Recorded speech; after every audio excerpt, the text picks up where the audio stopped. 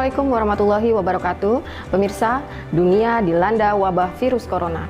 Berbagai negara di belahan dunia mengalami nasib yang sama. 213 negara di dunia terdampak COVID-19, termasuk Indonesia. Berdasarkan data dari Worldometers, total kasus infeksi di Indonesia sampai bulan Juli 2020 berjumlah 93.657 kasus. Ini mengakibatkan hampir seluruh kegiatan negara mengalami kekacauan. Di antaranya adalah terkait masalah perekonomian. Ekonomi Indonesia cukup terhantam keras.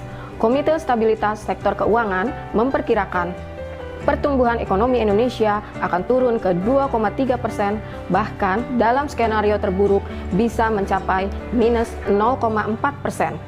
Dari permasalahan ekonomi tersebut akan memicu terjadinya kegagalan pasar.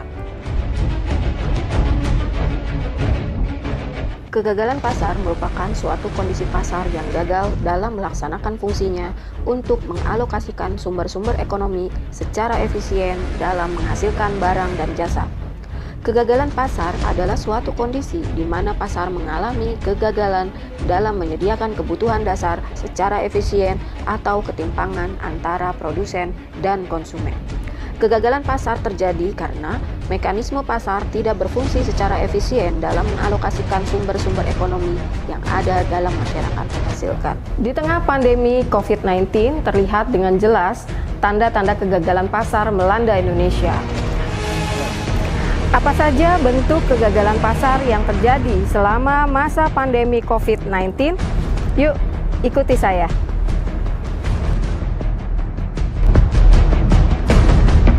Usaha mikro kecil dan menengah (UMKM) memiliki peran yang sangat besar terhadap pertumbuhan ekonomi nasional. UMKM menyumbang 60% PDB dan berkontribusi 14% pada total ekspor nasional. Namun kini sektor UMKM menjadi salah satu sektor yang terpuruk. Wabah ini hampir melumpuhkan roda perekonomian dalam negeri. Masyarakat kehilangan pendapatan rumah tangga karena tidak dapat bekerja akibat maraknya pemutusan hubungan kerja. Kebijakan pembatasan sosial berskala besar atau PSBB membuat pedagang-pedagang kecil, warung gendong, warteg menjadi sepi. Masyarakat lebih banyak menghabiskan waktu di rumah. Akibatnya, rumah makan, warung, bahkan mal pun ikut sepi dari pengunjung. Nek, gimana? Selama COVID ada perubahan nggak?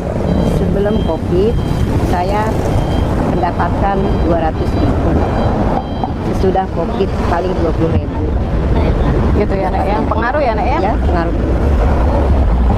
Inilah realita yang ada di sekitar kita akibat dari pandemi COVID-19. Peraturan yang ditetapkan di Indonesia seperti PSBB, larangan mudik, dan pembatasan transportasi umum mempunyai tujuan untuk membatasi mobilitas masyarakat. Sektor transportasi darat mendapat pukulan telak akibat adanya pandemi ini. Banyak perjalanan darat yang dibatalkan oleh penumpang ataupun karena larangan pemerintah. Moda transportasi udara juga tak luput dari kerugian yang diakibatkan oleh pandemi COVID-19. Bahkan bisa dibilang sektor transportasi udara mengalami keterpurukan yang paling buruk. Dari sektor transportasi yang merupakan barang publik, dibatasi jam operasionalnya, termasuk ojek online. Lama banget kan? Iya Bu, ini lagi muter-muter cari orderan nih. Wah, emang kenapa Bang orderannya? Iya. Susah? Corona susah Bu. Gampang ya Bang? Gampang banget. Rasanya? Ya, Berapa pengeluaran? 100, sekarang 100 saja susah. Saudara, ternyata ojek online pun ikut terdampak. Emang berangkat? Meski pemerintah sudah memastikan stok sejumlah bahan pangan mencukupi kebutuhan, faktor distribusi dan daya beli warga sangat mempengaruhi aksesibilitasnya. Ketidaklancaran transportasi akibat penerapan pembatasan sosial berskala besar atau PSBB untuk memutus mata rantai penyebaran COVID-19 sudah mulai menunjukkan dampaknya. kenaikan harga bahan pangan di sejumlah daerah masih tergolong relatif kecil.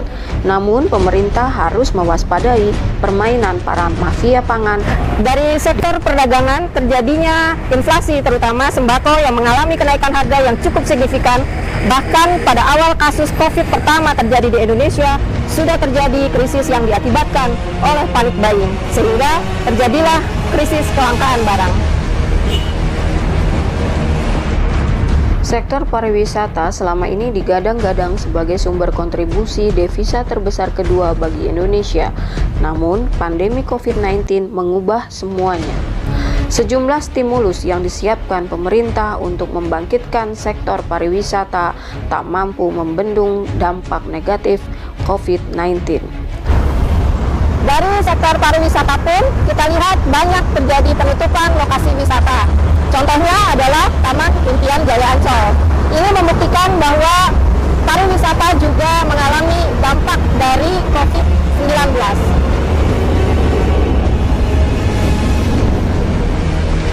Rumah sakit dan fasilitas kesehatan lainnya di berbagai daerah melaporkan kelangkaan alat pelindung diri atau APD di tengah pandemi COVID-19.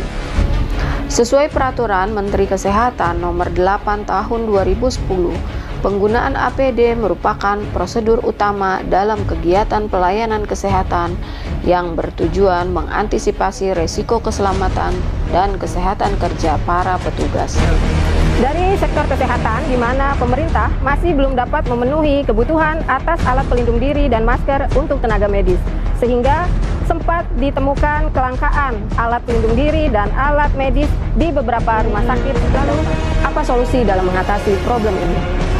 Akhirnya tatanan kehidupan baru atau new normal menjadi pilihan pemerintah untuk memulihkan produktivitas masyarakat dan membuat kondisi perekonomian kembali bergairah. Berlakunya new normal ditandai dengan keluarnya Surat Edaran Menteri Kesehatan Nomor HK.01-01-Menkes-335-2020 tentang sektor jasa dan perdagangan dalam mendukung keberlangsungan usaha.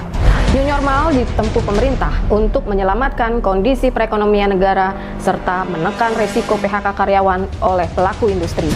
Pemerintah menargetkan pertumbuhan ekonomi Indonesia bisa tetap positif pada kuartal kedua dan ketiga 2020 di ambang 2,3% sampai 2,5%. Akhirnya bangsa ini harus bersama-sama menyelesaikan ujian ini. Sabar bukan berarti diam tak bergerak saat ditimpa musibah, tapi sabar adalah aktif bergerak mencari kebaikan saat musibah datang.